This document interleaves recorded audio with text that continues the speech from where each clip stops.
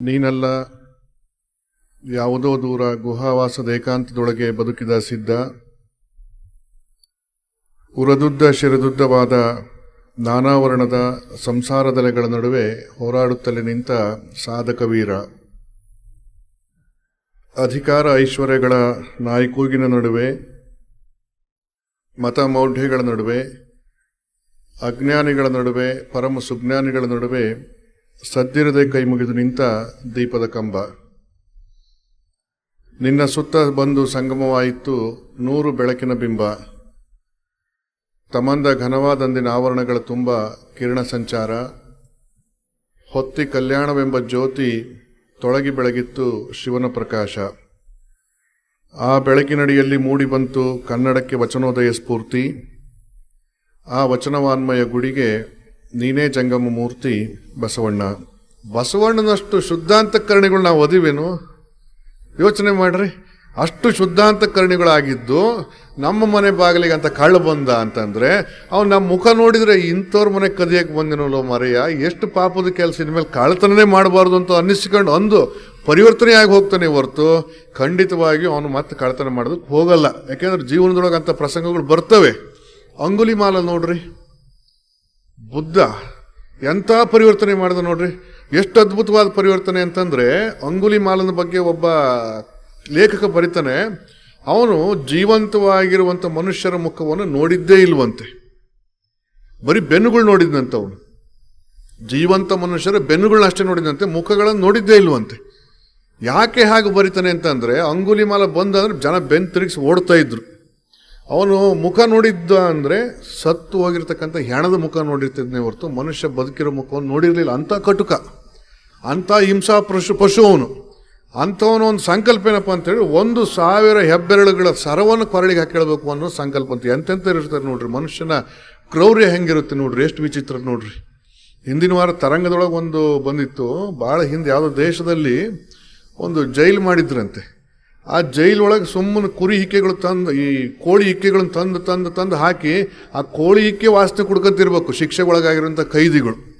ಎಷ್ಟು ಹಿಂಸೆ ನೋಡ್ರಿ, ಎಷ್ಟು ಹಿಂಸೆ ಮಾಡೋದು ಕೂಡ ಎಷ್ಟು ವಿಕಾರವಾಗಿ ಮಾಡ್ತಾರಲ್ಲ ನಮ್ಮ ಮನುಷ್ಯರು ಅಂತೇಳಿ.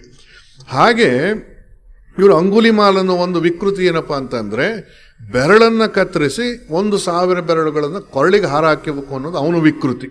ಹಾಗೆ ವಿಕೃತವಾಗಿ ಜನಗಳನ್ನು ಹಿಂಸೆ ಮಾಡಿ ಆನಂದವನ್ನು ಅನುಭವಿಸ್ತಾ ಇದ್ದಂಥ ಅಂಗುಲಿಮಾಲ, ಅವನನ್ನು ನೋಡಿ ಜನ ಎದುರಿಗೆ ಹೊಡೋಗ್ತಾ ಇದ್ರೆ ಬುದ್ಧ ಏನು ಮಾಡ್ತಾನೆ, ಅಂಗುಲಿಮಾಲನ ಎದುರಿಗೆ ಮುಖಾಮುಖಿ ಆಗಿಬಿಡ್ತಾನೆ. ಅಂಗುಲಿಮಾಲನ ಎದುರಿಗೆ ಮುಖಾಮುಖಿ ಆಗ್ತಾನೆ. ಮುಖಾಮುಖಿ ಆದರೆ ಬುದ್ಧನಿಗೆ ಭಯ ಆಗಬೇಕಲ್ಲ, ಬುದ್ಧನಿಗೆ ಭಯನೂ ಆಗೋದಿಲ್ಲ, ಸಂತೋಷವೂ ಆಗೋದಿಲ್ಲ. ಒಂದು ನಿಸ್ಪೃಹವಾಗಿರ್ತಕ್ಕಂಥ ಮುಗುಳ್ನಗೆಯನ್ನು ತನ್ನ ಮುಖದ ಮೇಲೆ ಇಟ್ಟುಕೊಂಡು ಬುದ್ಧ ಏನು ಮಾಡ್ತಾನೆ, ಅಂಗುಲಿಮಾಲನ ಎದುರಿಗೆ ನಿಂತ್ಕೊಳ್ತಾನೆ. ಹಾಗೆ ನಿಂತ್ಕೊಂಡಿದ್ದನ್ನು ನೋಡಿ ಅಂಗುಲಿಮಾಲನಿಗೆ ಭಯ ಆಗುತ್ತೆ. ಹಾಗೆ ನಿಂತ್ಕೊಂಡಿದ್ದನ್ನು ನೋಡಿ ಅಂಗುಲಿಮಾಲನಿಗೆ ಭಯವಾಗುತ್ತೆ. ಪ್ರೇಮವೇ ಮೂರ್ತಿವೆತ್ತಂತೆ ಬುದ್ಧ ನಿಂತ್ಕೊಂಡಿದ್ದ ಅಂಗುಲಿಮಾಲನ ಎದುರಿಗೆ. ಪ್ರೇಮವೇ ಮೂರ್ತಿವೆತ್ತಂತೆ. ಅವನಿಗೆ ಗೊತ್ತೇ ಇಲ್ಲ, ಮನುಷ್ಯನ ಆ ಮುಖವನ್ನು ಅವನು ನೋಡಿರಲೇ ಇಲ್ಲ. ಅಂಗುಲಿಮಾಲ ನೋಡಿದ್ದೇನಪ್ಪ, ಮನುಷ್ಯನ ಮುಖವನ್ನು ಹೆಂಗೆ ನೋಡಿದ್ದ ಅಂತಂದರೆ ಭಯಗ್ರಸ್ತವಾಗಿ ನೋಡಿದ್ದ. ಭೀಕರವಾದ ಹಿಂಸೆಯನ್ನು ಅನುಭವಿಸಿ ಸತ್ತೋಗಿರ್ತಕ್ಕಂಥ ಹೆಣದ ಮುಖವನ್ನು, ನಿರ್ಭಾವಕ ಮುಖಗಳನ್ನು ನೋಡಿದ್ದ. ಆದರೆ ಈ ಥರದಲ್ಲಿ ಪ್ರೀತಿ ತುಂಬಿರ್ತಕ್ಕಂಥ, ವಾತ್ಸಲ್ಯ ತುಂಬಿರ್ತಕ್ಕಂಥ, ಮಾನವೀಯತೆಯೇ ಕರುಣೆಯೇ ಮೂರ್ತಿವೆತ್ತು ನಿಂತಿರ್ತಕ್ಕಂಥ ರೀತಿ ಒಳಗಿರುವಂಥ ಒಬ್ಬ ಮನುಷ್ಯನ ಮುಖವನ್ನು ಅವನು ನೋಡಿರಲೇ ಇಲ್ಲ.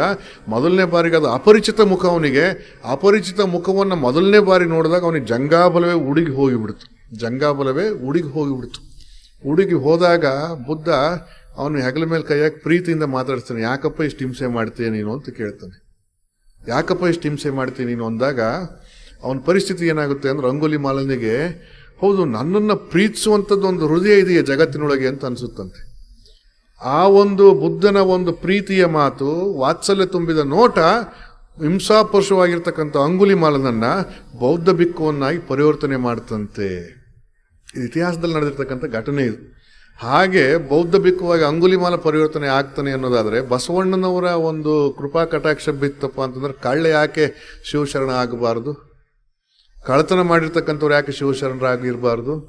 ಆ ಕಳ್ಳಗನಿಗೆ ಬಸವಣ್ಣವ್ರು ಏನು ಮಾಡ್ತಾರೆ ಅಂತಂದರೆ, ತಮ್ಮ ಕಳ್ಳತನ ಯಾಕೆ ಮಾಡ್ತೀಯ ಅಂತ ಕೇಳಿದ್ರೆ, ಸ್ವಾಮಿ ಏನು ಮಾಡೋದು ಕಷ್ಟ, ದುಡಿಯೋಕೆ ಅವಕಾಶಗಳು ಇದ್ದಿಲ್ಲ, ಸಾಮಾಜಿಕವಾದಂಥ ಅನಿವಾರ್ಯತೆಗಳು ಭಾಳಷ್ಟಿದ್ದಾವೆ, ಅವೆಲ್ಲ ಇನ್ನೆಲ್ಲ ಸಾಮಾಜಿಕವಾಗಿ ಬಸವಣ್ಣ ಅರ್ಥ ಮಾಡಿಕೊಂಡಿದ್ದರಿಂದಾಗಿ ಕಳ್ಳನಿಗೆ ಹೇಳ್ತಾರೆ, ತಮ್ಮ ಕಳ್ಳತನ ಮಾಡಬೇಡ, ನಿನಗೆ ದುಡಿಯೋದಕ್ಕೊಂದು ಉದ್ಯೋಗ ಕೊಡ್ತೀನಿ, ನಾನು ಕಾಯಕ ಕೊಡ್ತೀನಿ, ಕಾಯಕ ಮಾಡಿಕೊಳ್ತಾ ನೀನು ಕಳ್ಳತನ ಮಾಡೋದು ಬಿಡಬೇಕು, ಇನ್ಮೇಲಿಂದ ಅಂಗದ ಮೇಲೆ ಲಿಂಗ ಧರಿಸ್ಕೋ, ಇದು ನಿನ್ನ ಆತ್ಮಸಾಕ್ಷಿಯ ಪ್ರತೀಕ, ಅದನ್ನು ನಿತ್ಯ ಪೂಜೆ ಮಾಡು, ಅದನ್ನು ನೋಡ್ತಾ ಧ್ಯಾನ ಮಾಡು, ನಿನ್ನ ಕಷ್ಟ ಸುಖಗಳನ್ನೆಲ್ಲ ಅದರ ಮುಂದೆ ಹೇಳ್ಕೊ, ಒಳಿತು ಕೆಡುಕುಗಳನ್ನು ಮಾಡಿದ್ದೆಲ್ಲದನ್ನು ಕೂಡ ನಿನ್ನ ಅಂತರಂಗವನ್ನು ಆ ಲಿಂಗದ ಮುಂದೆ ತೆರೆದಿಟ್ಟುಕೋ.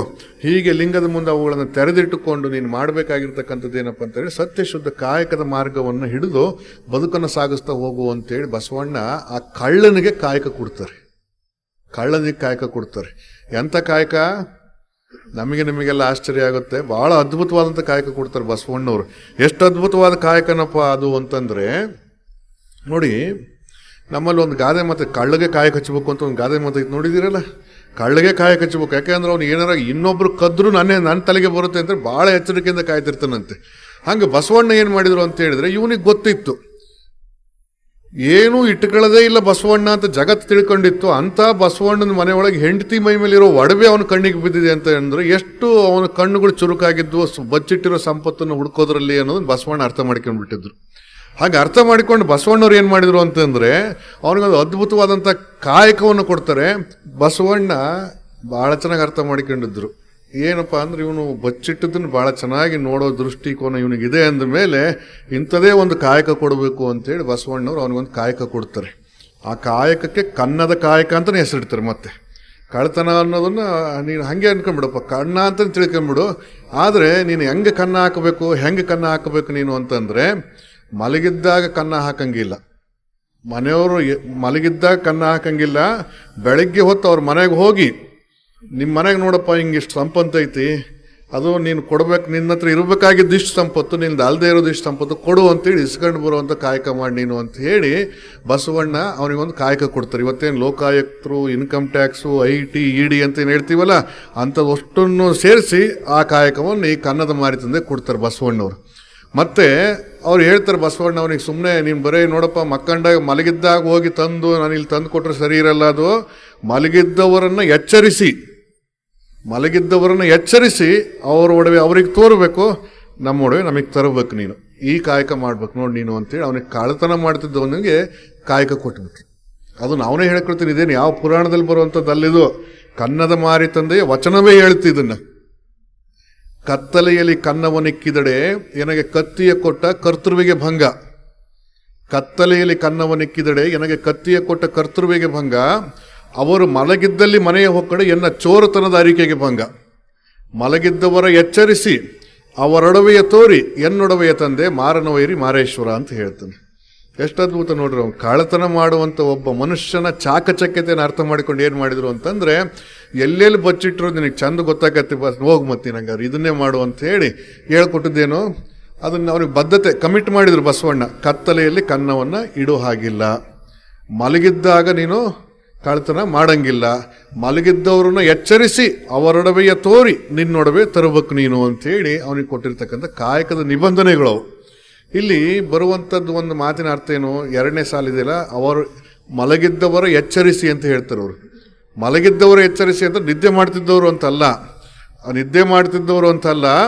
ಮೈ ಮರೆತಿರ್ತಕ್ಕಂಥವ್ರು, ಅಜ್ಞಾನದೊಳಗಿರ್ತಕ್ಕಂಥವ್ರು, ತಿಳುವಳಿಕೆ ಇರಲಾರ್ದಂಗೆ ಇರ್ತಕ್ಕಂಥವ್ರು, ಮತ್ತು ಭ್ರಷ್ಟಾಚಾರ ಮಾಡ್ತಿದ್ದಂಥ ಅದರೊಳಗೆ ಕಣ್ಣು ಮುಚ್ಕೊಂಡು ಹೋಗ್ಬಿಟ್ಟಿರ್ತಾರಲ್ಲ ಜಗತ್ತು ಕಾಣಲಾರದಂತೆ, ಅಂಥವರ ಕಣ್ಣುಗಳನ್ನು ತೆರೆಸೋದ್ರ ಮೂಲಕವಾಗಿ ನಿನ್ನ ದುಡಿಮೆ ಫಲ ಇಷ್ಟೇ ಕಣಪ್ಪ, ಇದಕ್ಕಿಂತ ಜಾಸ್ತಿ ಇಟ್ಟುಕೊಳ್ಳೋದು ಅನ್ಯಾಯ, ಅದು ಕೊಡಿಲ್ಲಿ ಅಂತೇಳಿ ಸಮಾಜಕ್ಕೆ ತಗೊಂಡು ಬರುವಂಥ, ದೇಶಕ್ಕೆ ಕೊಡುವಂಥ ಟ್ಯಾಕ್ಸನ್ನು ಸರಿಯಾದ ರೀತಿಯಲ್ಲಿ ಕಟ್ಟುವ ರೀತಿ ಒಳಗೆ ಪ್ರೇರೇಪಣೆ ಕೊಡುವಂಥ ಕಾಯಕವನ್ನು ಕನ್ನದ ಮಾರಿ ತಂದೆ ಮಾಡಿಕೊಳ್ತಾ ಹೋದರು. ಬಹುಶಃ ನಮಗೆ ಈ ಕನ್ನದ ಮಾರಿ ತಂದೆ ಮಾಡ್ತಾ ಇದ್ದಂಥ ಒಂದು ಕಾಯಕವನ್ನು ನೆನೆಸಿಕೊಂಡಾಗ ವಿನೋಬ ಭಾವೆಯವರು ನೆನಪಾಗ್ತಾರೆ. ನಿಮಗೆಲ್ಲ ಗೊತ್ತಿದೆ, ವಿನೋಬ ಭಾವೆಯವರು ಭೂದಾನ ಚಳವಳಿ ಅಂತ ಮಾಡಿದರು. ಭೂದಾನ ಚಳವಳಿ ಅಂತೇಳಿ, ಭೂದಾನ ಚಳವಳಿ ಅಂದ್ರೆ ಏನಪ್ಪ, ಯಾರ್ಯಾರ ಮನೆ ಒಳಗೆ ಅಗತ್ಯಕ್ಕಿಂತಲೂ ಯಾರ್ಯಾರ ಬಳಿ ಜಮೀನು ಜಾಸ್ತಿ ಇರುತ್ತೋ ಅಂಥ ಜಮೀನನ್ನು, ನಿಮ್ಮ ಕುಟುಂಬಕ್ಕೆ ಇಷ್ಟು ಜಮೀನು ಸಾಕು, ಮತ್ತು ಉಳಿದಿರೋ ಜಮೀನು ಇಟ್ಕೊಂಡು ಏನು ಮಾಡ್ತೀವಿ, ಸುಮ್ಮನೆ ಅನಗತ್ಯ ಶ್ರೀಮಂತಿಕೆ ಬೆಳೆಯುತ್ತೆ, ಸಮಾಜದೊಳಗೆ ಶ್ರೀಮಂತ ಬಡವ ಅನ್ನುವಂಥ ಒಂದು ವರ್ಗ ಸಂಘರ್ಷಕ್ಕೆ ಕಾರಣ ಆಗುತ್ತಪ್ಪ, ನೀವು ಇದನ್ನು ಬಡಬಗ್ಗರಿಗೆ ದಾನ ಮಾಡೋದು ಒಳ್ಳೇದಲ್ವಾ ಅಂಥೇಳಿ ಮನವರಿಕೆಯನ್ನು ಮಾಡಿ, ಮನ ಪರಿವರ್ತನೆಯನ್ನು ಮಾಡಿ, ಇಡೀ ದೇಶಾದ್ಯಂತ ಅಡ್ಡಾಡಿಕೊಂಡು ಅವ್ರು ಏನು ಮಾಡ್ತಾರೆ ಅಂತ ಹೇಳಿದ್ರೆ ಭೂದಾನ ಚಳವಳಿಯನ್ನು ಬಹಳ ಜೋರಾಗಿ ಮಾಡ್ತಾರೆ. ಅದು ವಿನೋಬ ಭಾವೆಯವರು ಮಾಡಿರ್ತಕ್ಕಂಥದ್ದು. ಇನ್ನು ವಿನೋಬ ಭಾವೆ ತನಕ ಹೋಗೋದೇನೋ ನಮ್ಮ ಶಿವಮೊಗ್ಗ ಜಿಲ್ಲೆ ಒಳಗೆ ಆನವಟ್ಟಿ ಅಂತ ಇದೆ. ಆನವಟ್ಟಿಯ ಬಳಿಯಲ್ಲಿ ಸೊರಬ ತಾಲೂಕಿನೊಳಗೆ ಆನವಟ್ಟಿ ಅಂತ ಇದೆ. ಆನವಟ್ಟಿಯ ಹತ್ತಿರದಲ್ಲಿ ಎಣ್ಣೆಕೊಪ್ಪ ಅಂತ ಒಂದು ಊರು ಬರುತ್ತೆ. ಎಣ್ಣೆಕೊಪ್ಪದೊಳಗೆ ಸರ್ದಾರ್ ಮಲ್ಲಿಕಾರ್ಜುನಪ್ಪ ಗೌಡ್ರು ಅಂತ, ಅವರು ಸ್ವತಂತ್ರ ಪೂರ್ವದಲ್ಲಿದ್ದಂಥ ಜನ, ಅವರು ಸರ್ದಾರ್ ಮಲ್ಲಿಕಾರ್ಜುನಪ್ಪ ಗೌಡ್ರು ಅಂತ ಹೇಳಿ. ಆ ಮಲ್ಲಿಕಾರ್ಜುನಪ್ಪ ಗೌಡ್ರು ಏನು ಮಾಡಿದ್ರು ಅಂತ, ಹೆಚ್ಚು ಕಡಿಮೆ ಅವ್ರಿಗೆ 1000 ಎಕರೆ ಜಮೀನು ಇರುತ್ತೆ. 1000 ಎಕರೆ ಜಮೀನು ಇದ್ದಾಗ ಅವ್ರಿಗೆ ಅದು ಯಾವ ಪ್ರೇರಣೆ ಆಗುತ್ತೆ ಅನ್ನೋ ಗೊತ್ತಿಲ್ಲ. ತಮ್ಮ ಕುಟುಂಬಕ್ಕೆ ಅಂತ 250 ಎಕರೆ ಜಮೀನನ್ನು ಮಾತ್ರ ಇಟ್ಕೊಂಡು ಉಳಿದಿರೋ ಅಷ್ಟೂ ಜಮೀನನ್ನು ಊರಲ್ಲಿರ್ತಕ್ಕಂಥ ಎಲ್ಲ ಜನಗಳಿಗೂ ಕರೆದು ಅವ್ರ ಹೆಸರಿಗೆ ರಿಜಿಸ್ಟರ್ ಮಾಡಿಕೊಟ್ಬಿಡ್ತಾರೆ. ಸರ್ದಾರ್ ಮಲ್ಲಿಕಾರ್ಜುನಪ್ಪ ಗೌಡ್ರು, ಎಣ್ಣೆಕೊಪ್ಪದ ಮಲ್ಲಿಕಾರ್ಜುನಪ್ಪ ಗೌಡ್ರು ಅಂತ ಕರೀತಾರೆ ಅವರಿಗೆ. ಈಗಲೂ ಭಾಳ ಪ್ರಸಿದ್ಧವಾದಂಥ ಹೆಸರು. ಎಲೆಮರೆಕಾಯಿಯ ಹಾಗೆ ಬದುಕಿದಂಥವ್ರು. ಚರಕದೊಳಗೆ ನೂಲನ್ನು ತೆಗೆದು ಕಾಯಕ ಮಾಡೋದಕ್ಕೆ ಹೆಣ್ಣುಮಕ್ಕಳನ್ನು ಗ್ರಾಮಸ್ಥರನ್ನು ಹಚ್ಚಿರ್ತಕ್ಕಂಥವ್ರು. ಅಂಥವರು ಕೂಡ ಏನು ಮಾಡಿದ್ರು ಅಂತ, ವಿನೋಬ ಭಾವೆಯವರು ಮಾಡೋದಕ್ಕಿಂತ ಮೊದಲಿಗೆ ಭೂದಾನ ಚಳವಳಿಯನ್ನು ಮಾಡಿಕೊಂಡಿದ್ರು. ಅವರು ಭೂದಾನವನ್ನು ಮಾಡಿ ಒಂದು ಗ್ರಾಮ ಕಟ್ಟಿದ್ದಾರೆ. ಅವರು ಎಷ್ಟು ಅದ್ಭುತ ಗ್ರಾಮ ಕಟ್ಟಿದ್ದಾರೆ ಅಂತಂದರೆ, ಅಂದರೆ ಶರಣರು ಹೆಂಗಿರ್ತಾರೆ ಅನ್ನೋದಕ್ಕೆ ಬರೀ 12ನೇ ಶತಮಾನಕ್ಕೆ ಹೋಗಬೇಕಾದಿಲ್ಲ, ಇವತ್ತಿಗೂ ಇರ್ತಾರೆ ಅನ್ನೋದಕ್ಕೆ ಈ ಮಾತುಗಳನ್ನು ನಿಮಗೆ ಹೇಳ್ತಾ ಇರೋದು. ಒಂದು ಊರನ್ನು ಕಟ್ಟಿದ್ರು ಅವರು. ಎಣ್ಣೆಕೊಪ್ಪ ಗ್ರಾಮವನ್ನು ಹೆಂಗೆ ಕಟ್ತಾರೆ ಅಂತ ಹೇಳಿದ್ರೆ, ಅವ್ರದ್ದೇ ಜಮೀನನ್ನು ನಿವೇಶನಗಳನ್ನಾಗಿ ಪರಿವರ್ತನೆ ಮಾಡ್ತಾರೆ. ನಿವೇಶನಗಳಾಗಿ ಪರಿವರ್ತನೆ ಮಾಡಿ ಊರಲ್ಲಿರ್ತಕ್ಕಂಥ ಎಲ್ಲ ಜನಗಳಿಗೂ ಆ ನಿವೇಶನಗಳನ್ನು ಸಮಾನವಾಗಿ ಹಂಚ್ತಾರೆ. ಅಲ್ಲಿ ಮನೆ ಕಟ್ಟಿಗಳ್ರಪ್ಪ ಅಂತ ಹೇಳಿ, ಅಥವಾ ಕೆಲವರಿಗೆ ಮನೆ ಕಟ್ಟಿಸಿಕೊಟ್ಟು ಒಂದು ಗ್ರಾಮವನ್ನು ನಿರ್ಮಾಣ ಮಾಡಿದರು. ಇತ್ತೀಚೆಗೆ ಒಂದು ಸರ್ಕಾರದ ನಿಯಮಗಳ ಪ್ರಕಾರವಾಗಿ ಎಲ್ಲಿ SC STಗಳು ಇರ್ತಾರೋ, ವಾಸ ಮಾಡ್ತಿರ್ತಾರೋ, ಆ ಕಾಲೋನಿಗಳಿಗೆ ಬಾಕ್ಸ್ ಚರಂಡಿ ಮಾಡಬೇಕು, ಸಿಮೆಂಟ್ ರಸ್ತೆಯನ್ನು ಮಾಡಿಕೊಡ್ಬೇಕು ಅನ್ನೋದು ಒಂದು ಅನುದಾನಗಳನ್ನೆಲ್ಲ ಗ್ರಾಮ ಪಂಚಾಯತಿಗೆ ಬಿಡುಗಡೆ ಮಾಡ್ತಾರಲ್ಲ. ಅಕ್ಕಪಕ್ಕದಲ್ಲಿರುವಂಥ ಹಳ್ಳಿಗಳಲ್ಲಿ ಬರೀ SC STಗಳು ವಾಸ ಮಾಡ್ತಿರುವಂಥ ಕೇರಿಗಳಲ್ಲಿ ಅಷ್ಟೇ ಅಂತ ರಸ್ತೆಗಳು ನಿರ್ಮಾಣ ಆದವು. ಇನ್ನುಳಿದಂಥ ಜಾತಿಗಳು ವಾಸ ಮಾಡೋ ಊರುಗಳ ಕೇರಿಗಳಲ್ಲಿ ರಸ್ತೆಗಳು ನಿರ್ಮಾಣ ಆಗಲೇ ಇಲ್ಲ. ಆ ಊರು ಜನ ಎಲ್ಲರೂ ನಾವು SC ST ಆಗಬೇಕಿತ್ತು, ಹಂಗೆ ಅಂತ ಏನೋ ಒಂಥರ ಮಾತಾಡ್ಕೊಳ್ತಾ ಇದ್ರು. ಅಂಥ ಸಂದರ್ಭದೊಳಗೆ ಎಣ್ಣೆಕೊಪ್ಪದೊಳಗೆ ಎಂಥ ಪರಿವರ್ತನೆ ಆಗಿತ್ತು ಅಂತಂದರೆ, ಇಡೀ ಊರಲ್ಲಿರುವಂಥ ಎಲ್ಲ ರಸ್ತೆಗಳು, ಎಲ್ಲ ಕೇರಿಗಳು ಕೂಡ ಬಾಕ್ಸ್ ಚರಂಡಿ ಆಗಿತ್ತು. ಆಮೇಲೆ ಸಿಮೆಂಟ್ ರಸ್ತೆ ಆಗಿತ್ತು. ಯಾವ ಅನುದಾನದೊಳಗೆ ಅಂತ ಹೇಳಿದ್ರೆ, SC STಗಳು ವಾಸ ಮಾಡ್ತಿರುವಂಥ ಒಂದು ಮನೆ ಇದ್ದರೆ ಸಾಕು, ಆ ರಸ್ತೆಗೆ ಅಲ್ಲಿ ಸಿಮೆಂಟ್ ರಸ್ತೆ ಮಾಡಬೇಕು ಅನ್ನುವಂಥ ನಿಯಮದ ಆಧಾರದೊಳಗೆ ಅಲ್ಲಿ ರಸ್ತೆ ಆಗಿತ್ತು. ಇದಕ್ಕೆ ಕಾರಣವಾಗಿದ್ದು ಯಾರು ಅಂದರೆ, ಎಣ್ಣೆಕೊಪ್ಪದ ಮಲ್ಲಿಕಾರ್ಜುನಪ್ಪ ಗೌಡ್ರು ಅವತ್ತು ಕಂಡಂಥ ಕನಸು ಇವತ್ತು ಆ ಊರಿನ ಗ್ರಾಮಸ್ಥರಿಗೆ ಅರ್ಥ ಆಗಿಬಿಟ್ಟಿತ್ತು. ಸುತ್ತಮುತ್ತ ಇರೋ ಗ್ರಾಮಸ್ಥರೆಲ್ಲರಿಗೂ ಕೂಡ ಅರ್ಥ ಆಗಿತ್ತು. ಅವರು ಅವತ್ತು ಮಲ್ಲಿಕಾರ್ಜುನಪ್ಪ ಗೌಡ್ರು ಮಾಡಿದ್ದೆಂಥ ಕೆಲಸ ಅಂತಂದರೆ, ಅವರು ನಿವೇಶನಗಳನ್ನು ಹಂಚ್ತಾ ಇರಬೇಕಾದ್ರೆ ಒಬ್ಬ ಲಿಂಗಾಯತ, ಅವ್ರ ಪಕ್ಕ ಇನ್ನೊಬ್ಬ ತಳವಾರ, ಮತ್ತು ಅವನ ಪಕ್ಕ ಒಬ್ಬ ಮಾದರ ಸಮುದಾಯದವನು, ಅವ್ರ ಪಕ್ಕ ಬೋವಿ ಸಮುದಾಯದವನು, ಅದ್ರ ಪಕ್ಕ ಬ್ರಾಹ್ಮಣ ಸಮುದಾಯದವನು, ಅದ್ರ ಪಕ್ಕ ಮುಸ್ಲಿಂ ಸಮುದಾಯದವನು, ಒಂದೇ ಕೇರಿಯ ಮನೆಗಳು ಒಂದೇ ಕಡೆ ಇರ್ಕೂಡ್ದು ಅನ್ನುವಂಥ ನಿಯಮವನ್ನು ಮಾಡಿ, ನೀವು ಮನುಷ್ಯರಾಗಿರೋದು ಕಲ್ತ್ಕೊಳ್ರ ಮರೆಯ, ಜಾತಿಗಳಾಗಿ ಇರಬೇಡ್ರಿ ಅನ್ನೋದನ್ನ ತೋರಿಸ್ಕೊಡೋದಕ್ಕೋಸ್ಕರವಾಗಿ ಹಂಗೆ ಮನೆಗಳನ್ನು ಕಟ್ಟಿಕೊಟ್ರು. ಇವತ್ತು ಅದು ಎಷ್ಟು ಪರಿಣಾಮ ಬೀರೈತೆ ನೋಡ್ರಿ, ಎಷ್ಟು ಪರಿಣಾಮ ಬೀರುತ್ತಲ್ಲ. ಶರಣರೆಲ್ಲಿದ್ದಾರೆ ಹಾಗಾದರೆ? ಅವರು ಎಣ್ಣೆಕೊಪ್ಪ ಹೇಳ್ತೀನಿ ಕೇಳಿ. ಎಣ್ಣೆಕೊಪ್ಪದ ಮಲ್ಲಿಕಾರ್ಜುನಪ್ಪ ಗೌಡ್ರ ವ್ಯಕ್ತಿತ್ವ ಎಷ್ಟು ಮುಕ್ತವಾದಂಥದ್ದು ಅಂತಂದರೆ, ಅವರು ಬೀಡಿ ಸೇದರಂತೆ ಭಾಳ. ಎಷ್ಟು ಬೀಡಿ ಅಂದ್ರೆ ಅಷ್ಟು ಬೀಡಿ ಸೇದರಂತವ್ರು. ಹಂಗೆ ಬೀಡಿ ಸೇದಿ ಬಿಸಾಕೋದು. ನಮ್ಮ ಶಿವಮೊಗ್ಗದಲ್ಲಿ ಈಗಲೂ ಬದುಕಿದ್ದಾರೆ. 96-97 ವರ್ಷ ವಯಸ್ಸು ಯಜಮಾನರು. ಆ ಯಜಮಾನರು 19ನೇ ವಯಸ್ಸಿದ್ದಾಗ ಈ ಎಣ್ಣೆಕೊಪ್ಪದ ಮಲ್ಲಿಕಾರ್ಜುನಪ್ಪ ಗೌಡ್ರು ಊರಲ್ಲಿ ಸರ್ಕಾರಿ ಮೇಷ್ಟ್ರಾಗಿ ಅಲ್ಲಿ ಕೆಲಸಕ್ಕೆ ಸೇರಿರ್ತಾರೆ. ಹಾಗೆ ಕೆಲಸಕ್ಕೆ ಸೇರಿದ್ದಾಗ ಏನಾಯಿತು, ಈ ಮೇಷ್ಟ್ರು ಊರು ನ್ಯಾಮತಿ, ನಮ್ಮ ಶಿವಮೊಗ್ಗದ ಪಕ್ಕದಲ್ಲಿರೋ ನ್ಯಾಮತಿ. ಅವರೂರು ಆ ಕಡೆ ಸೊರಬ ತಾಲೂಕಿನಾಗಿರುವಂಥ ಆನವಟ್ಟಿ ಎಣ್ಣೆಕೊಪ್ಪ. ಆ ಎಣ್ಣೆಕೊಪ್ಪಕ್ಕೆ ಇಷ್ಟು ದೂರದಿಂದ ಹೋಗಿರೋ ಮೇಷ್ಟ್ರು ತಿಂಗಳಿಗೆ 20 ರೂಪಾಯಿ ಸಂಬಳ ತಗೊಳ್ತಿದ್ರು. ಅವಾಗ ಆ ಹುಡುಗ ಮೇಷ್ಟ್ರನ್ನ ಈ ಯಜಮಾನ್ರು ಕರೆದು ಕುಂದಿರಿಸ್ಕೊಂಡು, ಯಾವೂರಪ್ಪ ನಿಂದು, ತಿಂಗಳ ಎಷ್ಟು ಸಂಬಳ ಬರುತ್ತೆ, ಹಿಂಗೆಲ್ಲ ವಿಚಾರಿಸ್ಕೊಂಡು ಆ ಮೇಷ್ಟ್ರಿಗೆ ಹೇಳ್ತಾರೆ, ನೋಡು ನಿನ್ನ ದುಡ್ಡು ನೀನು ಯಾವುದಕ್ಕೂ ಖರ್ಚು ಮಾಡೋಕ್ಕೆ ಹೋಗಬೇಡ, ಊರಾಗ ಹೆಂಡತಿ ಮಕ್ಕಳು ಅಣ್ಣ ತಮ್ಮಂದ್ರು ಇದ್ದಾರೆ ಅಂತೀಯ, ಆ ದುಡ್ಡನ್ನಷ್ಟನ್ನು ಸಂಬಳ ಆದ ತಕ್ಷಣ ಮನಿ ಆರ್ಡ್ರ್ ಮಾಡಿ ಆ ಊರಿಗೆ ಕಳಿಸ್ಬೇಕು. ನೀನು ನಮ್ಮ ಹಾಸ್ಟೆಲ್ ನೋಡ್ಕೊಂಡು ಇಲ್ಲೇ ಹಾಸ್ಟೆಲ್ಗೆ ಊಟ ಮಾಡ್ಕೊಂಡು ಲೆಕ್ಕ ಬರ್ಕೊಂಡಿರ್ಬೇಕು ಅಂತೇಳಿ ಆ ಹುಡುಗ ಮೇಷ್ಟ್ರನ್ನ ಅಲ್ಲಿ ಇಟ್ಕೊಂಡ್ರು. ಒಂದಿನ ಏನಾಯಿತು, ಆ ಹುಡುಗ ಮೇಷ್ಟ್ರನ್ನ ಕುಂದಿರಿಸ್ಕೊಂಡು ಕಷ್ಟ ಸುಖ ಮಾತಾಡ್ತಿರ್ಬೇಕಾದ್ರೆ ಅಲ್ಲೋ ಬಿಡಿಗಿಡಿ ಸೇತಿ ಏನೋ ಅಂತ ಕೇಳ್ತಾರೆ. ಇಲ್ಲ ಸ್ವಾಮಿ ಅಂತಾರೆ ಅವ್ರು. ಅಲ್ಲೋ ನೀವು ನ್ಯಾಮತಿಯವರು ಭಾಳ ಚಟಗಳು ಮಾಡ್ಬೇಕಲ್ಲ, ನೀವು ಯಾಕೆ ಚಟನೇ ಇಲ್ಲಲ್ಲ ನಿನಗೆ ಅಂತೇಳಿ ಆ ಮೇಷ್ಟ್ರಿಗೆ ಕೇಳಿದಾಗ, ಈ ಮೇಷ್ಟ್ರು ಸುಮ್ಮನಿರ್ಲಾರ್ದು ಏನಂದ್ಬಿಟ್ರು, ಚಟ ಮಾಡೋದಲ್ಲ, ಚಟ ಮಾಡೋರು ಮಕ್ಕಳು ನೋಡಲ್ಲ ನಾನು ಅಂತ ಅಂದ್ಬಿಡ್ತಾರೆ. ಹಂಗೆ ಅಂದ ತಕ್ಷಣ ಎಣ್ಣೆಕೊಪ್ಪದ ಮಲ್ಲಿಕಾರ್ಜುನಪ್ಪ ಗೌಡ್ರು ಬೀಡಿ ಹಿಂಗೆ ಕೈ ಹಿಡ್ಕೊಂಡ್ರೆ ಹಿಂಗೆ ಬಿಸಾಕಿ ಹೊರಗಡೆ ಹೋಗಿ ಒಬ್ಬನಿಗೆ ಆ ಪಕ್ಕದಲ್ಲಿರೋ ಅಂಗಡಿನಿಗೆ ಅಂದ್ರಂತೆ, ತಮ್ಮ ಆ ಹುಡುಗ ಮೇಷ್ಟ್ರು ನಾನು ಬೀಡಿ ಸೇದೋದು ಬಿಡಿಸ್ಬಿಟ್ಟ ಕಣಪ್ಪ ಅಂತೇಳಿ ಅಂದು ಅವತ್ತಿನಿಂದ ಸಾಯೋವರೆಗೂ ಬೀಡಿ ಮುಟ್ಲಿಲ್ವಂತವ್ರು. ಮತ್ತು ಅವ್ರು ಏನು ಮಾಡ್ತಿದ್ರಂತೆ ಅಂದರೆ ಅವು ಅಂಗಡಿಯನ್ನು ಕಿರಾಣಿ ಅಂಗಡಿಯನ್ನು ಹೇಳೋದಂತೆ, ನೋಡು ಮೇಷ್ಟ್ರ ನೀವು ಬೀಡಿ ಸೇದೋದು ಬಿಡಿಸಿರಿ ಪಾಪ ಆ ಗೌಡ್ರಿಗೆ ಬೀಡಿ ಸೇದ್ಬೇಕು ಅನ್ನಿಸ್ತತೇನೋ, ಹಗಲೆಲ್ಲ ಬಂದು ನಾನು ಅಂಗಡಿ ಒಳಗೆ ಹುರುಗಡ್ಲೆ ತೊಗೊಂಡು ಹೋಗ್ತಾರೆ, ಪುಟಾಣಿ ಅಂತ ನೋಡ್ರಿ ನೀವು, ಪುಟಾಣಿ ತೊಗೊಂಡು ಹೋಗ್ತಾರೆ, ಅವ್ರಿಗೆ ಬೀಡಿ ಸೇದ್ಬೇಕು ಅನ್ಸಾಗಿಲ್ಲ, ಪುಟಾಣಿ ತಿಂದು ಅದನ್ನ ಸಮಾಧಾನ ಮಾಡಿ ಕೇಳ್ತಿದ್ದಾರೆ, ಒಟ್ಟ ಬೀಡಿ ಮುಟ್ತಿಲ್ಲ ಅಂತ ಹೇಳಿದ್ರಂತೆ. ಒಬ್ಬ ಸಾಮಾನ್ಯ ಮೇಷ್ಟ್ರು, ಅವ್ರ ಮನೆ ಒಳಗೆ ಹಾಕುವಂಥ ಅನ್ನವನ್ನು ಊಟ ಮಾಡಿಕೊಂಡು ಇರುವಂಥ ಮೇಷ್ಟ್ರು ಅಂದು ಮಾತನ್ನು ತಾನು ಪರಿಣಮಿಸಿಕೊಂಡು ಮನಸ್ಸಿನ ಮೇಲೆ ಎಂಥ ಪರಿವರ್ತನೆ ಆಯಿತು ನೋಡ್ರಿ, ಎಷ್ಟು ಅದ್ಭುತ ಪರಿವರ್ತನೆ. ಇದನ್ನೇ ಬಸವಣ್ಣ ಮಾಡಿದ್ದು, ಇದನ್ನೇ ಬಸವಣ್ಣ ಮಾಡಿಕೊಳ್ತಾ ಹೋಗಿದ್ದು, ಇದನ್ನೇ ಭಕ್ತಿಯನ್ನು ಕಲಿತೆ ಬಸವಣ್ಣ. ಹೇಳ್ತಾರೆ ನೋಡ್ರಿ, ಚೆನ್ನಯ್ಯನಿಂದ, ಕಕ್ಕಯ್ಯನವರಿಂದ, ದಾಸಯ್ಯನವರಿಂದ ಭಕ್ತಿ ಕಲಿತೆ ಅಂತಂದರೆ ಬಸವಣ್ಣ ಕಲ್ತಿದ್ದು ಅವ್ರ ಹತ್ರ ಹೋಗಿ ಟ್ಯೂಷನ್ ಫೀಸ್ ಕಟ್ಟಿ ಅಲ್ಲ, ಅವರ ನಡೆನುಡಿಗಳನ್ನು ನೋಡ್ತಾ ತನ್ನ ನಡೆನುಡಿಗಳನ್ನು ಹೇಗೆ ಬದಲಾವಣೆ ಮಾಡಿಕೊಳ್ಳೋದಕ್ಕೆ ಸಾಧ್ಯ ಅನ್ನುವಂಥದ್ದನ್ನ ಗಮನಿಸ್ಕೊಳ್ತಾ ಬಸವಣ್ಣ ಕಲ್ತಿದ್ದು. ನಾವು ಆ ಥರ ಮಾಡಿದ್ವಿ ಅಂತಂದರೆ ಶರಣರು ನಾವಲ್ದೆ ಇನ್ಯಾರಪ್ಪ?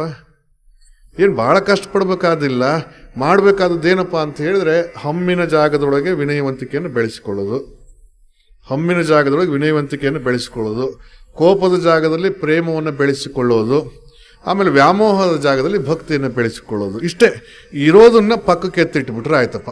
ನಮಗೆ ಇರಬೇಕಾದದನ್ನು, ಇರಬಾರ್ದಿರೋದನ್ನು ತೆಗೆದಿಟ್ಟು ಇರಬೇಕಾದದನ್ನು ಅಲ್ಲಿ ಇಟ್ಕೊಳ್ತಾ ಹೋದ್ವಿ ಅಂತ ಅಂದರೆ ಶರಣತ್ವ ಅನ್ನುವಂಥದ್ದು ಸಹಜವಾಗಿ ನಮ್ಮೊಳಗೆ ನೆಲೆಗೊಳ್ಳೋದಕ್ಕೆ ಸಾಧ್ಯವಾಗ್ತದೆ. ಬಸವಣ್ಣನವರಲ್ಲಿ ಇಂಥ ಒಂದು ಮಾನವೀಯ ಅಂತಃಕರಣ ಇತ್ತು ಅನ್ನೋ ಕಾರಣಕ್ಕಾಗಿಯೇ ಎಲ್ಲೆಲ್ಲಿಂದನೋ ಶರಣರು ಬಂದು ಬಸವಣ್ಣನವರ ಕಲ್ಯಾಣಕ್ಕೆ ಸೇರಿಕೊಂಡಿದ್ದು. ಹೀಗೆ ಒಬ್ಬ ಕಿನ್ನರಿ ಬೊಮ್ಮಯ್ಯ ಅಂತ ಒಬ್ಬ ಶರಣರು, ನಿಮಗೆಲ್ಲ ಗೊತ್ತಿದೆ. ಕಿನ್ನರಿ ಬೊಮ್ಮಯ್ಯ ಅನ್ನುವಂಥ ಒಬ್ಬ ಶರಣರು ಬಂದು ಕಲ್ಯಾಣದ ಅನುಭವ ಮಂಟಪಕ್ಕೆ ಸೇರಿಕೊಳ್ತಾರೆ. ಸೇರಿಕೊಂಡಾಗ ಅಲ್ಲಿ ಬಸವಣ್ಣ ಅಲ್ಲಿವರೆಗೂ ಕೂಡ ಮಹಾಮನೆ ಒಳಗೆ ಏನು ಮಾಡಿದ್ರು ಅಂತ ಈರುಳ್ಳಿ ಬೆಳ್ಳುಳ್ಳಿನ ಬಳಸ್ತಾನೆ ಇದ್ದಿಲ್ಲ. ಹಾಗೆ ಅಂಥ ಒಂದು ಸಮುದಾಯದಿಂದ ಬಂದು ಬಸವಣ್ಣವ್ರಿಗೆ ಅದನ್ನು ತಿನ್ನೋ ಸಮುದಾಯಗಳು ಇದ್ದಾವೆ, ಅವನು ಅಷ್ಟು ಚೆನ್ನಾಗಿ ಇಷ್ಟಪಟ್ಟು ತಿನ್ನೋರಿದ್ದಾರೆ ಅನ್ನೋದು ಬಸವಣ್ಣವ್ರಿಗೆ ಗೊತ್ತಿಲ್ಲ. ಅವರು ಯಾವ ಆಹಾರ ಪದ್ಧತಿ ಬಳಸಿದ್ರು ಅದೇ ಆಹಾರ ಪದ್ಧತಿನ ಎಲ್ಲರಿಗೂ ಇಟ್ಕೊಂಡಿದ್ರು. ಒಂದಿನ ಕಿನ್ನರಿ ಬ್ರಹ್ಮಯ್ಯನವ್ರಿಗೆ ಏನಾಯಿತು, ಇದನ್ನು ಉಂಡು ಉಂಡು ಉಂಡು ಈರುಳ್ಳಿ ಬೆಳ್ಳುಳ್ಳಿ ಇಲ್ಲದ ಇದೆ ಅಂತ ಊಟ ನಮ್ಮರೆಯ ಅಂತ ಹೇಳಿ ಕಿನ್ನರಿ ಬ್ರಹ್ಮಯ್ಯ ಏನು ಮಾಡಿದರು, ಒಂದಿನ ಒಂದಿಷ್ಟು ಈರುಳ್ಳಿ ತೊಗೊಂಡು ಬಂದು ಅಡುಗೆಗೆ ಹಾಕ್ರೆ ಮರಯ್ಯ ಅಂತ ಅಂದರು. ಈರುಳ್ಳಿ ಹೆಚ್ಚುಗೆಳ್ತ ಕೂತ್ಕೊಂಡಿದ್ದಾಗ ಬಸವಣ್ಣವ್ರ ಮೂಗಿಗೆ ವಾಸನೆ ಬಂತದು. ಬಸವಣ್ಣವ್ರ ಮೂಗಿಗೆ ವಾಸನೆ ಬಂದಾಗ ಬಸವಣ್ಣವ್ರು ಅಂದ್ರಂತೆ, ತಂದರೆ ಯಾರು ಈ ಅಭೋಜ್ಯವನು ಅಂತ ಹೇಳಿ. ತಂದರೆ ಯಾರು ಈ ಅಭೋಜ್ಯ, ತಿನ್ನಬಾರದೇ ಇರೋದನ್ನ ಇಲ್ಲಿ ಯಾರು ತಂದ್ರು ಇದನ್ನ? ಒಂಥರ ಈರುಳ್ಳಿ ಅಂತಾರೆ ಮಾಂಸ ಅನ್ನಂಗೆ. ತಂದರೆ ಯಾರು ಈ ಅಭೋಜ್ಯವನು ಅಂತ ಬಸವಣ್ಣವ್ರು ಅಂದರು. ಅದು ಅಂದದ್ದು ಮಾತು ಕಿನ್ನರಿ ಬೊಮ್ಮಯ್ಯನ ಕಿವಿಗೆ ಬಿತ್ತು. ಕಿನ್ನರಿ ಬೊಮ್ಮಯ್ಯನ ಕಿವಿಗೆ ಬಿದ್ದಾಗ ಬೊಮ್ಮಯ್ಯ ಏನು ಮಾಡಿದ ಅಂತಂದರೆ, ಬಸವಣ್ಣ ಜಂಗಮ ಪ್ರೇಮಿ ಅಂದ್ಕೊಂಡಿದ್ದೆ, ಒಂದು ಈರುಳ್ಳಿ ತಿನ್ನಕ್ಕೆ ಬಿಡಲ್ಲ ಅಂದ್ರೆ ಅವನು ಯಾವ ಸೀಮೆ ಜಂಗಮ ಪ್ರೇಮಿನೋ ಮಾರ, ಇಲ್ಲಿರೋದು ಬೇಡ ಅಂತೇಳಿ ಸಿಟ್ಟು ಎತ್ಕೊಂಡು ಹೋಗಿಬಿಟ್ಟತ್ಲಾಗಿ. ಸಿಟ್ಟು ಮಾಡಿಕೊಂಡು ಹೊರಗೆ ಹೋದ.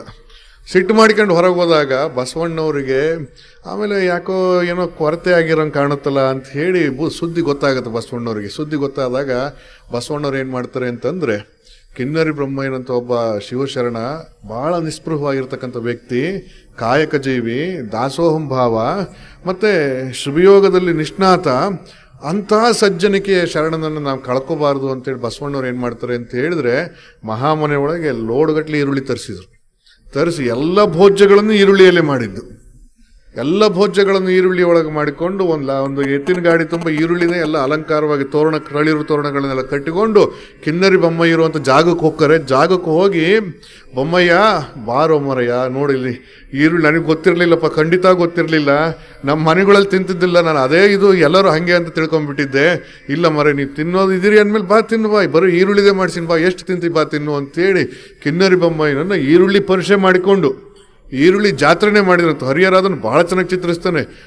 ಎಲ್ಲಿ ನೋಡಿದ್ರು ಈರುಳ್ಳಿ, ಉಣ್ಣೋದು ಈರುಳ್ಳಿ, ಹಾರ ಹಾಕಿದ್ರು ಈರುಳ್ಳಿ ಮಯ ಮಾಡಿಬಿಟ್ಟು ಬಸವಣ್ಣ ಕಿನ್ನರಿ ಬೊಮ್ಮಯ್ಯನನ್ನು ಸಮಾಧಾನ ಮಾಡಿದರು ಅನ್ನುವಂಥ ಪ್ರಸಂಗ ಬರುತ್ತೆ. ಹೀಗೆ ಒಬ್ಬ ಮನುಷ್ಯನ ಅಂತರಂಗವನ್ನು ಅರ್ಥ ಮಾಡಿಕೊಡ್ತಕ್ಕಂಥ ಒಂದು ಗುಣ ಸ್ವಭಾವಗಳು ನಮಗೆ ಬೆಳೆದು ಅಂತಂದರೆ ಘರ್ಷಣೆಗಳೇ ಆಗೋದಿಲ್ಲ, ಮನೆಗಳಲ್ಲಿ ಘರ್ಷಣೆಗಳೇ ಆಗೋದಿಲ್ಲ.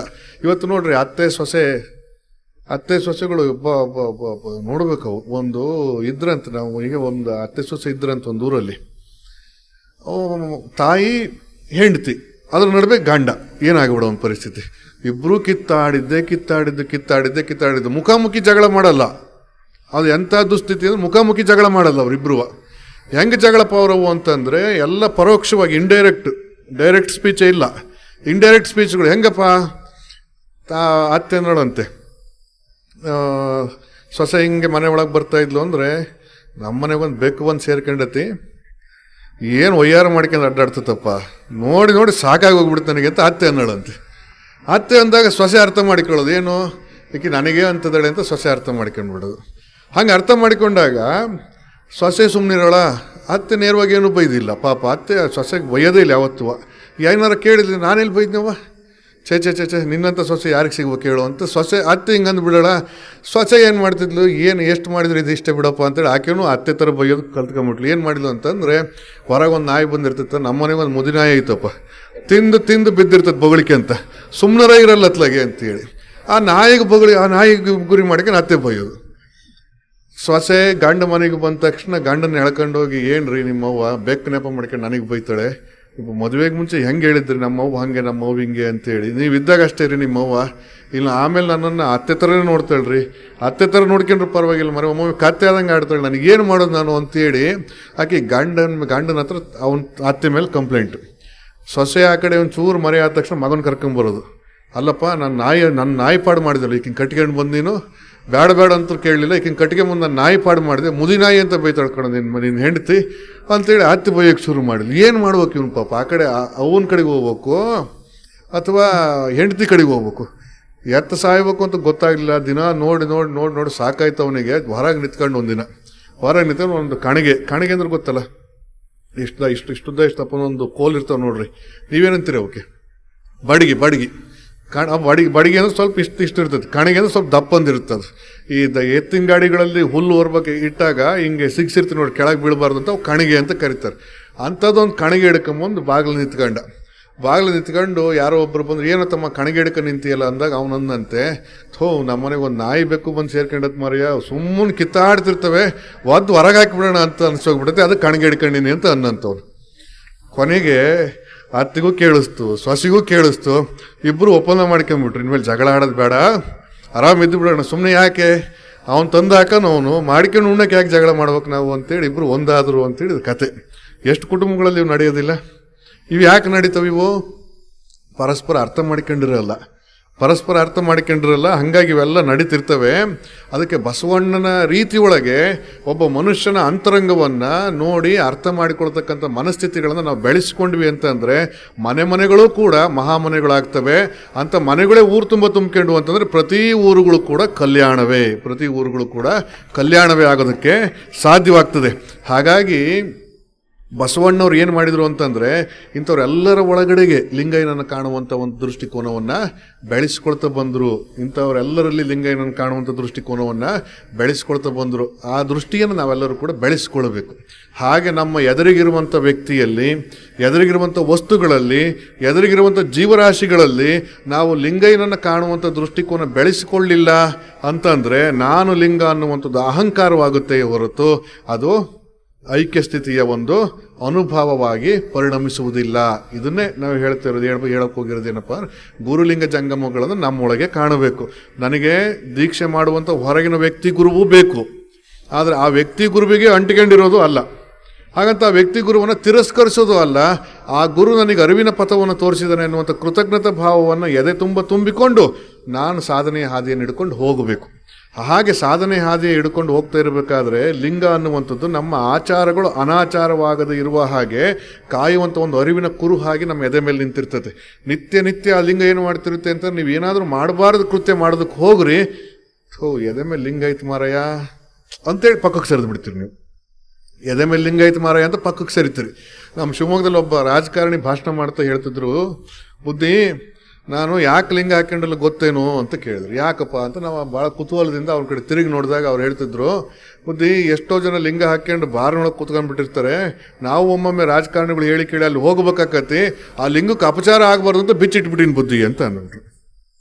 ಅವಾಗ ಅಂದೆ ನಾನು, ಅಲ್ಲಪ್ಪ ಲಿಂಗಕ್ಕೆ ಅಪಚಾರ ಆಗಬಾರ್ದು ಅಂತ ಲಿಂಗ ಬಿಚ್ಚಿಡ್ತೀವಿ ಅನ್ನೋದಾದರೆ ಲಿಂಗ ಇರೋದೇ ನಿನ್ನ ವ್ಯಕ್ತಿತ್ವಕ್ಕೆ ಅಪಚಾರ ಆಗಬಾರ್ದು ಅಂತ ಕಾಯೋದಕ್ಕೋಸ್ಕರವಾಗಿ ನಿನ್ನ ಮೇಲಿಂದ ಲಿಂಗ ಹಾಕ್ಕೊಳ್ಳೇಬೇಕು ನೀವು ಅಂತ ಕಡ್ಡಾಯ ಮಾಡಿದ ಮೇಲೆ ಆತ ಬಂದು ತಪ್ಪಾಯ್ತು ಬುದ್ಧಿ ನನ್ನ ಕ್ಷಮೆಗೆ ಕೇಳಿಕೊಂಡು ಹೇಳಿದಾತ, ನಾನು ಕುಡಿಯೋದು ತಿನ್ನೋದು ಏನೂ ಮಾಡೋದಿಲ್ಲ ಬುದ್ಧಿ, ವ್ಯಾವಹಾರಿಕವಾಗಿ ಎಲ್ಲೆಲ್ಲೋ ಹೋಗಬೇಕಾದಂಥ ಪರಿಸ್ಥಿತಿ ಬರುತ್ತೆ ಅಂತ ಲಿಂಗ ಬಿಚ್ಚಿಟ್ಬಿಟ್ಟಿದ್ದೆ, ಮತ್ತು ಈಗೇನು ಮಾಡಲಿ ನಾನು ಅಂದಾಗ ಅವ್ರಿಗೆ ಹೇಳಿದೆ ನಾನು, ನೋಡಪ್ಪ ಅವನು ಯಾರೋ ಕುಡಿತಾನೆ ನೀನು ತಲೆ ಕೆಡಿಸ್ಕೊಳ್ಳೋಕೆ ಹೋಗಬೇಡ, ನಿನ್ನ ವ್ಯಾವಹಾರಿಕವಾದ ಜೀವನದೊಳಗೆ ಅಲ್ಲಿ ಯಾರೋ ಒಬ್ಬನು ನಿನ್ನ ವ್ಯವಹಾರದ ಹಣವನ್ನು ಕೊಡಬೇಕು, ಭಾರತರ ಬಾ ಅಂದಾಗ ಹೋಗು, ಇಸ್ಕೊಂಡು ಬಾ. ಆದರೆ ನೀನು ಮಾತ್ರ ಮಾಡಬೇಡ. ಮತ್ತು ಎಲ್ಲೆಲ್ಲೋ ಅಡ್ಡಾಡ್ತಿರ್ತೀವಿ ಬುದ್ಧಿ, ಡೆಲ್ಲಿಗೆ ವಿಮಾನದೊಳಗೆ ಹೋಗ್ತಿರ್ತೀವಿ, ಯಾವುದೋ ಹೋಟ್ಲಲ್ಲಿ ಉಳ್ಕೊಂಡಿರ್ತೀವಿ, ಪೂಜೆ ಮಾಡೋಕ್ಕಾಗಲ್ಲ ಬುದ್ಧಿ, ಅದಕ್ಕೆ ನಾವು ಲಿಂಗ ಹಾಕ್ಕೊಳ್ಳಲ್ಲ ಅಂತ ಮತ್ತೊಂದು ಕಾರಣ ಹೇಳಿದ್ರು. ಅವಾಗ ಹೇಳಿದ್ರು, ನೋಡಪ್ಪ, ನೀನು ಲಿಂಗ ಹಾಕ್ಕೊಳ್ಳೋದಕ್ಕೆ ಯಾವ ಜಾಗ ಬೇಕು ಯಾವ ಜಾಗ ಇಲ್ಲ ಅಂತ ಅಲ್ಲ, ಯಾವ ಜಾಗದಲ್ಲಿ ಬೇಕಾದ್ರೂ ಲಿಂಗ ಹಾಕ್ಕೊಂಡಿರ್ಬೋದು ಅನ್ನೋ ಕಾರಣಕ್ಕೋಸ್ಕರವಾಗಿಯೇ ಎದೆ ಮೇಲೆ ಲಿಂಗ ಕೊಟ್ಟಿರೋದು. ನಮ್ಮ ಲಿಂಗ ಹಿಂಗೆ ಗರ್ಭಗುಡಿಯಲ್ಲಿ ಕುಂತಿರ್ತಕ್ಕಂಥ ದೇವರಲ್ಲ, ಅಲ್ಲಿಂದ ಹೊರಗೆ ಬಂದ್ರೆ ಮೈಲಿಗೆ ಆಗುತ್ತೆ ಅಥವಾ ಹೋಗ್ಬಾರ್ದು ಒಳಗೆ ಹೋದ್ರೆ ಮೈಲಿಗೆ ಆಕತ್ತೆ ಅನ್ನೋದಕ್ಕೆ ಗರ್ಭಗುಡಿಯಲ್ಲಿ ಕುಂತಿರ್ತಕ್ಕಂಥದ್ದಲ್ಲಪ್ಪ, ಹೃದಯ ಗರ್ಭದಲ್ಲಿ ನೆಲೆಸಿರ್ತಕ್ಕಂಥ ದೇವರದು. ಆ ದೇವ್ರು ನೀನು ಎಲ್ಲೆಲ್ಲಿ ಓಡಾಡ್ತೀನಿ ನಿನ್ನ ಜೊತೆಗೆ ಬರೋದಕ್ಕೆ ಅಂತಲೇ ನೀನು ಎದೆ ಮೇಲೆ ಇರೋದ್ರಿಂದ ನೀನು ಅದನ್ನು ಎಲ್ಲಿ ಧರಿಸ್ಕೊಳ್ಳೋಕ್ಕಿಂತ ಕಾರಣಗಳು ಅಂತ ಹೇಳ್ತೀವೋ ಅವು ಯಾವ ಕಾರಣಗಳಲ್ಲ. ನೀನು ಫ್ಲೈಟ್ನಾಗ ಹೋಗ್ತಾ ಇರ್ಬೇಕಾದ್ರೆ ಹಾಕ್ಕೊಂಡು ಕೂತ್ಕೊಳ್ಳೋ ಮರ, ಏನಾಗಬೇಕಾಗೈತಿ? ಆಮೇಲೆ ನೀನು ಮಾಡು, ಹೋಟ್ಲಲ್ಲಿ ಇರ್ತೀನಿ ಅಂತೀಯ, ನಿನ್ನ ಕಿಟ್ಟೊಳಗೆ ಒಂದು ಸಣ್ಣ ವಿಭೂತಿ ಇಟ್ಕ, ಶೇವಿಂಗ್ ಸೆಟ್ ಇಟ್ಕೊಳ್ತೀಯಲ್ಲ ಅದನ್ನು ಮರಿದಂಗೆ ಇಟ್ಕೊಂಡು ಹೋಗ್ತೀಯ, ಸೋಪ್ ಮರಿಲಾರ್ದಂಗೆ ಇಟ್ಕೊಂಡು ಹೋಗ್ತೀಯ, ಮತ್ತು ಡೆಲ್ಲಿ ಒಳಗೆ ಬಾಡಿ ಲೋಷನ್ ಅಂತೆ ಸನ್ಸ್ಕ್ರೀನ್ ಅಂತೆ ಅಂತ ಇಟ್ಕೊಂಡು ಮರಿಲಾರ್ದಂಗೆ ಇಟ್ಕೊಂಡು ಹೋಗಿರ್ತೀಯ. ಇಂಥವನ್ನೆಲ್ಲ ಇಟ್ಕೊಂಡು ಹೋಗಿರ್ತೀಯಲ್ಲಪ್ಪ, ಭವವನ್ನು ನೀಗಿಸುವಂಥ ವಿಭೂತಿಯನ್ನು ಇಟ್ಕೊಂಡು ಹೋಗೋಕೆ ಯಾಕೆ ಮೊದಲುತನ ಮಾಡ್ತೀಯ? ಒಂದು ಸಣ್ಣ ವಿಭೂತಿನ ಡಬ್ಬಿಯೊಳಗೆ ಇಟ್ಕೊಂಡು ಹೋಗಿ, ಜೊತೆಗೆ ಹೋಟ್ಲೊಳಗೆ ಸ್ನಾನ ಮಾಡು. ನೀನು ಯಾವ ಜಾಗದಾಗ ಕೂತ್ಕೊಳ್ತೀವಿ ಸ್ವಲ್ಪ ಜಾಗ ಸ್ವಚ್ಛ ಮಾಡ್ಕೊಂಡು ಅದ್ರ ಮೇಲೆ ಒಂದು ಚಾಪಿನೋ ಏನೋ ಹಾಸ್ಕೊಂಡು, ಅಲ್ಲಿ ಟವಲ್ ಇರುತ್ತೆ ಅದನ್ನೇ ಹಾಸ್ಕೊಂಡು ಕೂತ್ಕೊಂಡು, ಹಣೆ ವಿಭೂತಿ ಧರಿಸ್ಕೊಂಡು, ಲಿಂಗಯ್ಯನನ್ನು ಅಂಗೈಯೊಳಗೆ ಇಟ್ಕೊಂಡು ಶಿವ ಅಂತೇಳಿ ನೀನು ಲಿಂಗಯ್ಯನನ್ನು ಒಂದು ಸ್ವಲ್ಪ ಹೊತ್ತು ತದೇಕ ದೃಷ್ಟಿಯಿಂದ ನೋಡಿ ಮಂತ್ರ ಸ್ಮರಣೆಯನ್ನು ಮಾಡ್ಕೊಂಡು ನಮಸ್ಕಾರ ಮಾಡಿ ಇಟ್ಕೊಂಡು ಹೋಗೋ ಮರೆಯ. ಯಾವ ಅಪಚಾರವೂ ನಮ್ಮ ಲಿಂಗಕ್ಕೆ ಆಗೋದಿಲ್ಲ. ನಮ್ಮ ಲಿಂಗ ದುರ್ಬಲ ಅಲ್ಲ ಅನ್ನೋದನ್ನು ಹೇಳಿದ್ವಿ. ಅಲ್ಲ ಬುದ್ಧಿ, ಏನೇ ಅಂದರೂ ಒಂದು ಜಾಗ ಅನ್ನೋದು ಇರುತ್ತಲ್ಲ ಬುದ್ಧಿ ಅಂತ ಕೇಳಿದಾಗ ಅವ್ರಿಗೊಂದು ಮಾತು ಹೇಳಿದೆ ನಾನು. ಜಾಗ ಅನ್ನೋದು ಇರುತ್ತೆ ಕಣಪ್ಪ, ಸರಿನೇ, ಆದರೆ ಯಡಿಯೂರು ಸಿದ್ಧಲಿಂಗೇಶ್ವರ ಲಿಂಗ ಕಟ್ಟಿಕೊಂಡು ಲಿಂಗ ಪೂಜೆ ಮಾಡಿದಂಥ ಜಾಗ ಐತಲ್ಲ, ಇವತ್ತು ಪವಿತ್ರ ಕ್ಷೇತ್ರ ಆಗಿತ್ತು. ಯಡಿಯೂರು ಸಿದ್ಧಲಿಂಗೇಶ್ವರರು ಕುತ್ಕೊಂಡು ಲಿಂಗ ಪೂಜೆ ಮಾಡಿಕೊಂಡು ಜಾಗ ಪವಿತ್ರ ಕ್ಷೇತ್ರ ಆಗೈತೆ. ಅಲ್ಲಿ ಯಾವ ಮೂರ್ತಿ ಸ್ಥಾಪನೆ ಮಾಡಲಿಲ್ಲ, ಯಾವ ಗುಡಿ ಕಟ್ಟಲಿಲ್ಲ, ಕುಂತು ಲಿಂಗ ಪೂಜೆ ಮಾಡಿಕೊಂಡಿದ್ರು ಅನ್ನೋ ಕಾರಣಕ್ಕೆ ಅಲ್ಲಿ ಒಂದು ಸ್ಮಾರಕ ಮಾಡಿ ನಿತ್ಯ ಸಿದ್ಧಲಿಂಗೇಶ್ವರ ನೆನಪು ಮಾಡಿಕೊಡ್ತಾರೆ ಅಂತಂದ್ರೆ ಪವಿತ್ರ ಕ್ಷೇತ್ರ ಆಯಿತು, ಅವಿಮುಕ್ತ ಕ್ಷೇತ್ರವಾಯಿತು ಅನ್ನೋದಾದರೆ ನೀನು ಕುಂತ ಜಾಗನ ಮುಂದೊಂದಿನ ಹಂಗಾಗ್ಬೋದು. ಯಾವ ಜಾಗದಾಗಾದ್ರೆ ನೀನು ಕುತ್ಕೊಂಡು ಲಿಂಗ ಪೂಜೆ ಮಾಡಿಕೊ ಹೋಗೋ ಮರಯ್ಯ ಅಂತ ಹೇಳಿದ್ದಾಯ್ತು. ಎಷ್ಟು ಶರಣರ ಕ್ಷೇತ್ರಗಳು ಸುಮ್ಮನೆ ಕುತ್ಕೊಂಡು ಲಿಂಗ ಪೂಜೆ ಮಾಡ್ಕೊಂಡು ಎದ್ದೋಗಿದ್ರಂತೆ ಅಂತೀವಿ. ಸಮಾಧಿ ಕ್ಷೇತ್ರಗಳು ಅಷ್ಟೇ ಕ್ಷೇತ್ರಗಳಾಗಿದ್ದಾವೆ ನಮ್ಮಲ್ಲಿ. ತೋರು ಗದ್ದಿಗೆಗಳು ಅಂತನಲ್ಲೋ ನಾವು. ತೋರು ಗದ್ದಿಗೆಗಳು ಅಂದ್ರೆ ಏನು ಮತ್ತವೆಲ್ಲ? ಒಂದಿನ ಬಂದು ಕುತ್ಕೊಂಡು ಅಲ್ಲಿ ಲಿಂಗ ಪೂಜೆ ಮಾಡಿಕೊಂಡು, ಇಲ್ಲ ಶಿವಾನುಭವ ಮಾಡಿ, ಅಥವಾ ಭಕ್ತರಿಗೆ ಅನುಗ್ರಹವನ್ನು ಮಾಡಿ, ಮಾರ್ಗದರ್ಶನವನ್ನು ಮಾಡಿ, ಆಶೀರ್ವಾದ ಮಾಡಿ ಹೋಗಿರ್ತಕ್ಕಂಥ ಜಾಗಗಳು ಅವೆಲ್ಲ. ಅಂತಹ ಜಾಗಗಳೆಲ್ಲವೂ ಕೂಡ ಪವಿತ್ರ ಆಗಿದ್ದಾವೆ ಲಿಂಗ ಹಾಕ್ಕೊಂಡು ಕುತ್ಕೊಂಡು ಮಾತ್ರಕ್ಕೆ ಅನ್ನೋದಾದರೆ, ನೀನು ಕುಂತ ಜಾಗವೂ ಕೂಡ ಒಂದಿನ ಪವಿತ್ರ ಆದೀತು, ಬಿಚ್ಚು ಮಾತ್ರ ಹೋಗ್ಬೇಡ, ಹಾಕ್ಕೊಂಡು ಹೋಗು ಅಂತ ಹೇಳಿದ್ವಿ.